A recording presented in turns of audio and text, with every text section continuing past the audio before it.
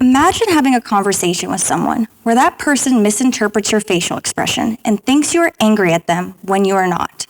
This conversation most likely won't go well because incorrectly categorizing how someone is feeling can drastically alter how people navigate social interactions. Although people are pretty good at decoding facial expressions, we're not perfect.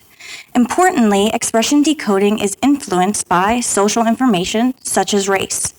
One line of work indicates that in the US, people more quickly categorize anger on black than white faces and happiness on white than black faces, indicating a black anger and white happiness bias.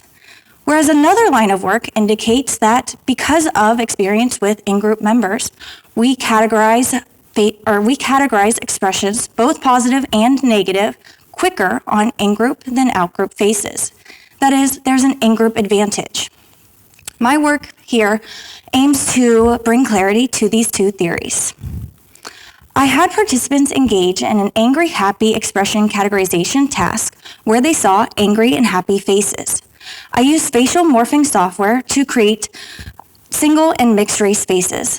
I created digitized versions of 100% black and 100% white faces and morphed pairs together to create 75% black and 75% white faces and 50% black and 50% white faces.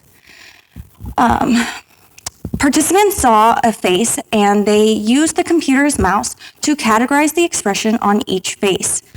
A face would appear and they would move their mouse from the bottom of the screen to select one of the two labels at the top of the screen. This task indexed how easily people classified anger and happiness on each variation of black and white faces. On angry expressions, there was no difference between categorizing 100% black and 100% white faces.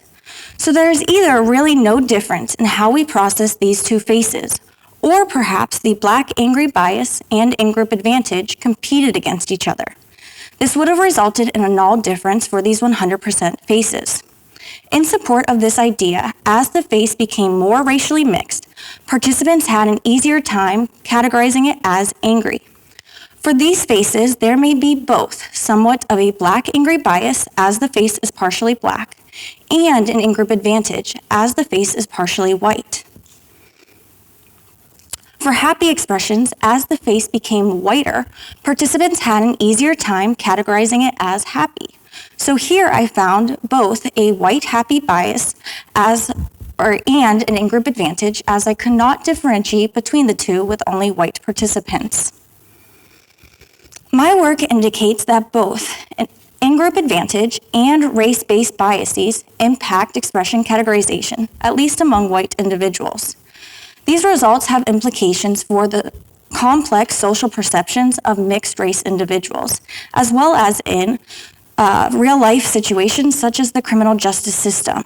For example, white and black individuals who commit similar crimes experience or are punished differently depending on their skin tone and facial features, with those who have darker skin tone and more Afrocentric features receiving harsher penalties. This may be due to associating those with darker skin tone and more Afrocentric features with anger, an emotion that connotes threat.